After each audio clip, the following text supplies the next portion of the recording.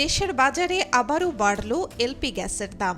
12 KG সিলিন্ডারের দাম এক লাফে 112 টাকা বাড়িয়ে নির্ধারণ করা হয়েছে 1940 টাকা। Bangladesh energy regulatory commission BERC জানায়, নতুন এই দাম কার্যকর হবে রোববার সন্ধ্যা থেকে। চলতি মাসের শুরুতেই এলপিজির মূল্য 387 টাকা বাড়িয়ে 1728 টাকা করা হয়। সেই হিসেবে এক মাসেই এলপি গ্যাসের দাম দুবার বাড়ল। শুধু এলপিজি নয়, বেড়েছে যানবাহনে ব্যবহৃত অটো গ্যাসের দামও। প্রতি লিটার অটো গ্যাসের দাম 9 টাকা 73 পয়সা বাড়িয়ে 89 টাকা 50 পয়সা নির্ধারণ করা হয়েছে। এর আগে শনিবার রাতে সব ধরনের জ্বালানি তেলের দাম বাড়ায় সরকার।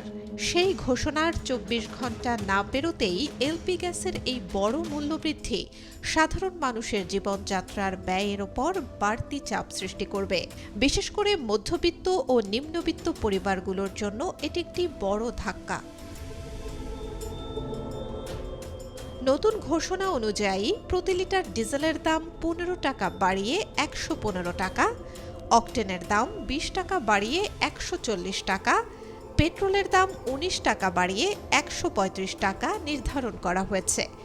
এছাড়া কেরোসিন প্রতি লিটার 18 টাকা বাড়িয়ে 130 টাকা করা হয়েছে। এই দাম বৃদ্ধি পরিবহন খরচ, কৃষি উৎপাদন ব্যয় এবং সাধারণ ভোক্তা পর্যায়ের ব্যয়েও নতুন করে চাপ বাড়াতে পারে বলে ধারণা করা হচ্ছে। Desk report, B News 24।